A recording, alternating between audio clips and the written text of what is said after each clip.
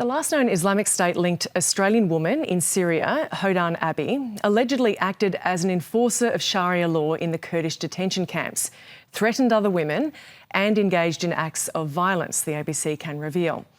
During her time in the Al-Roj camp in northeast Syria, Hodan Abby allegedly hit a woman with a hammer over an ideological dispute and spent time in an informal prison inside the camp. Stephanie March has the exclusive. Steph, what are these latest allegations?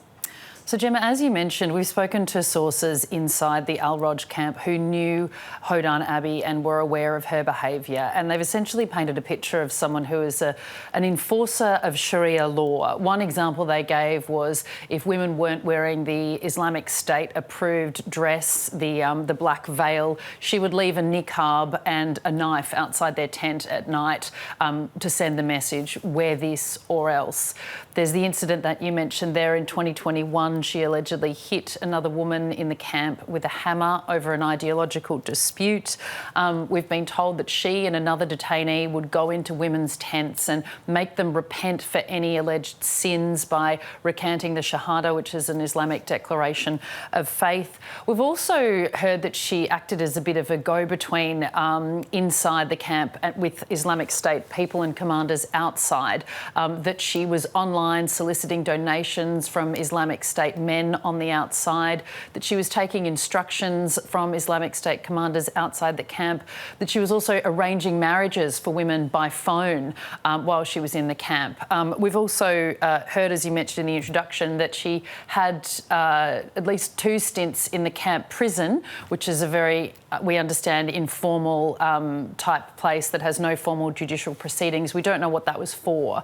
Now, it's worth noting here that other than the allegations with the hammer and the prison, which allegedly occurred in 2021, 2022, we don't know whether these other behaviours relate to the earlier period when she was in the camp since 2019 or more recently in 2025, 2026.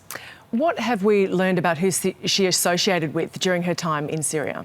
Yeah, one of the sources in the camp said she's quite close to the Essa family, not very well known here in Australia, but in other parts of the world. One of the main figures in the Essa family is Qadra Essa. Now, she is a Dutch Somali woman who is accused of being a chief sharia instructor in an all-female ISIS battalion, that she's trained other women, she's encouraged suicide attacks and attacks abroad. And she's deemed to be so dangerous and so radicalised that the US State Department has a $5 million bounty for any information leading to her whereabouts. She's also Qadra Essa, this woman who Hodan Abby is alleged to have been close to her family, also is believed to have hidden 2 US citizen orphans from their father. They were taken to the self-declared Islamic State by their mother, and that Qadra Essa sort of disappeared them into Syria somewhere.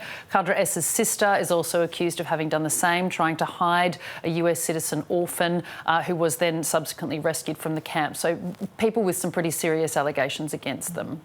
Now, Home Affairs Minister Tony Burke has been asked about this today. What did he have to say?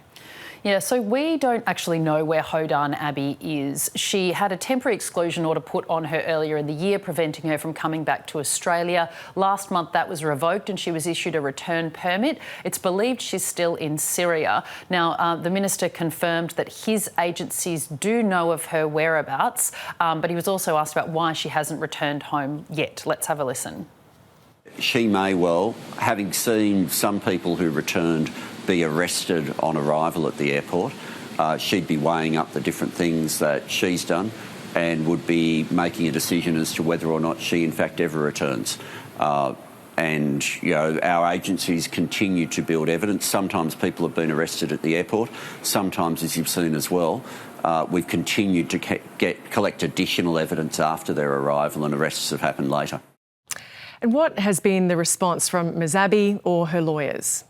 So, as I said, we can't get in contact with Ms Abby. She's somewhere in Syria. We've repeatedly asked her lawyer and her family to respond to these allegations, and they have not responded at all. We've also asked the Australian Federal Police whether they're aware of these allegations and whether they have any plans to charge her should she return, and they've said they have no comment.